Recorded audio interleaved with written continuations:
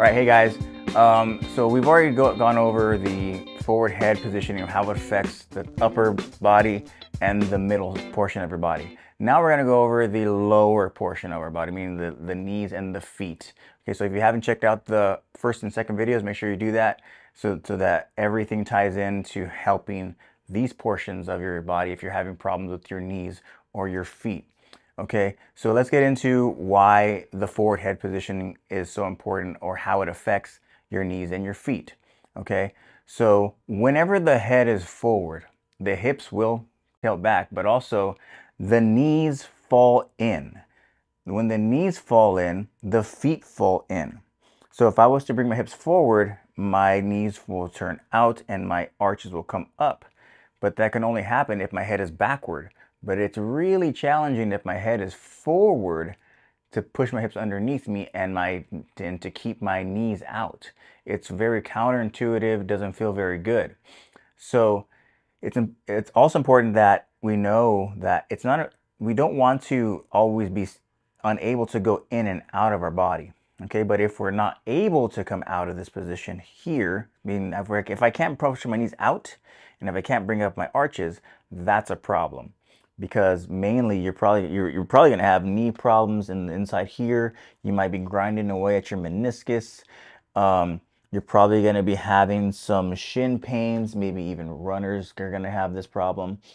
If your arches aren't developed well, you may even have some toe deviations, meaning you're going to get bunions. There's a lot of issues that come up with the head forward. Not to mention, a very big one is plantar fasciitis. One of the conditions I see a lot of people with that don't have a lot of resolution when they go through the normal medical practices, and they just don't really know how to assess the full system. Okay, so we're going to get into a couple of things as to what we can do about these issues, and also I'll explain a little bit more as to why these things happen again, okay? Okay, so this is the first portion that I like to do for relieving foot pain, and also it helps with knee pain as well, is a simple calf stretch. There's a couple of differences that I like to add in, variations or variables of the head positioning and the hips. Okay, because if we're only stretching our calves without these portions added into or taken account for, then we're not really understanding how the system really works. Okay, so what we're going to do here is I'm going to use the wall, put both hands on the wall, and I make sure that my head is backward and my hips are underneath me. And take a couple steps back to where I feel a little bit of a stretch in my feet. We can start by just marching our feet up and down. This gets the tissues used to a stretch, prepared for a stretch really. Then from there, once I feel pretty warmed up, I'm going to pick up one knee. I'm going to pick up my left knee toward the wall. Now, if I bring my foot down, it doesn't do as much good for my hip. So I have to really try to hold this portion here. Then I'm going to drive my hips forward. I should start feeling a stretch here. If it's too simple, of course, I can always go backward more if I want to feel more of a stretch, and then again, bring up my knee. We can switch both sides here. This one feels more stretch. Knee up, hip forward, driving my hip forward. The more I drive my hip forward, the more I'm getting closer to the wall, meaning I'm going to create more of a stretch in the bottom of my leg. That is the first stretch for calves. The next stretch is without a wall. It's a little simpler in certain ways. What I do is I make sure that I bend one leg. Then I take a step out with my heel, my feet towards me. So I don't want to have my foot down. I want to have my feet up. Then I'm going to reach my chest and my head. I'm not going to reach with my head only. My chest is leading the way. My head is staying back. Then I place my hand on my knee. If I want to get deeper, I can choose to bend my knee more to bring my chest closer to the knee. This portion of my feet pulling up is stretching the tying muscle between my hamstring, and my calf. That plants into the back of my heel. Okay, so if you have any kind of Achilles problems or plantar fasciitis problems, this does help that. And as I go down more and more and more, I can pull my foot up more as my chest is driving. I don't want to be bringing my head to my knee because we're not trying to make our head rounder. We're trying to bring our flexibility of the lower leg and improve that. And I come back up real simply. And then I would do the other side. The next portion is that we want to account for how smushed our toes can get, okay? So whenever our feet roll in, meaning that if my feet go down, if you notice my toes start to smush together, okay? So I'm putting pressure right here on my toes. This can create bunions, meaning that the deviation starts to fall in, and I had very bad bunions before, and I wasn't able to deviate my toes, so I have some development of calcification around the toe, the joint. But my toes have gotten a lot better since I've worked on them over the years. So when the feet drop in, our knees are falling in, but the toes start to smush because we wear very narrow shoes. Oftentimes they're pointy. Okay, so what you want to do is you want to start to go into getting our fingers or spreading open these joints so that we have a larger base that can support a arch. The arch is what's going to communicate information up the leg into the hip, all the way up, driving the hips up, and also bringing the knees out and supporting the head. So where the head goes, the body goes, but also where the feet go, the body goes. So up, down, or down, up. Very much important that you understand these concepts so that you can help yourself get rid of certain problems that you may not think that they're related. Okay, so what we're gonna do, I call this toe yoga, is we're gonna put our fingers in between our toes, trying to get each finger as far as you can in between each toe. Now, I usually do this in the shower whenever I'm washing my feet, so I do it every day.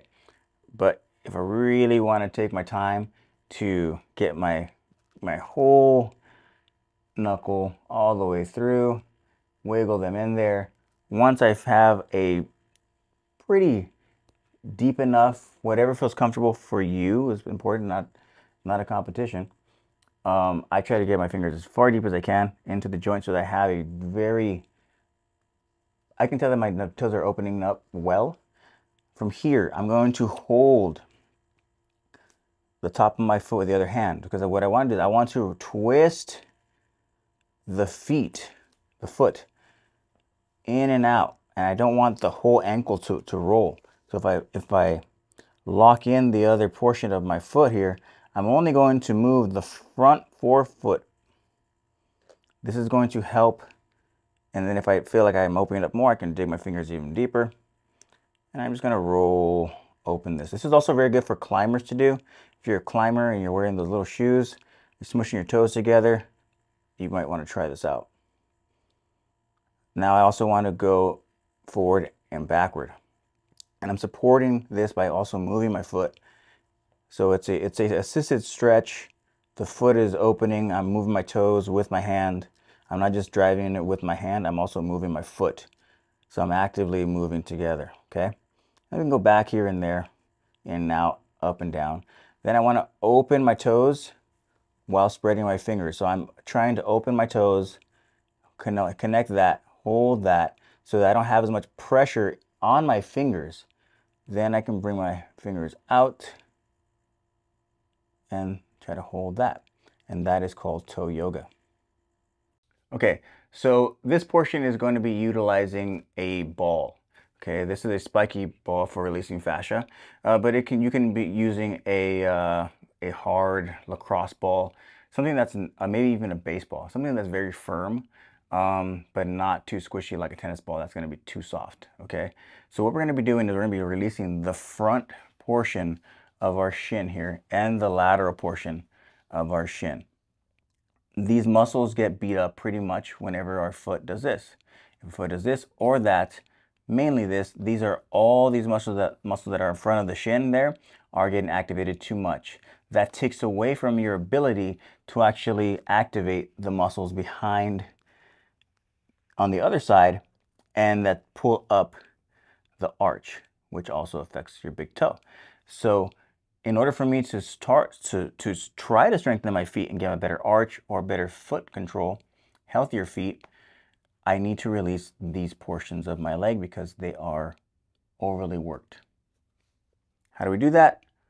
We're going to use this ball here. We're going to place it down. I'm going to position my body in what we call a 90-90. Now I'm going to put weight right there.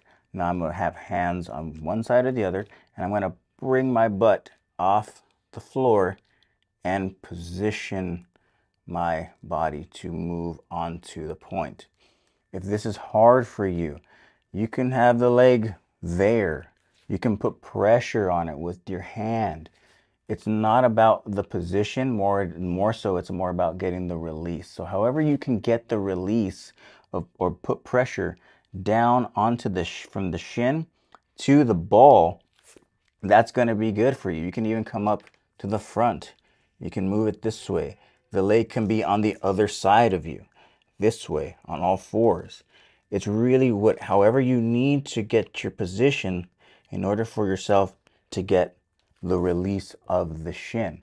Now, for some people, it's going to be extremely uncomfortable, especially if you have very flat feet and knee problems on the middle portion of your leg.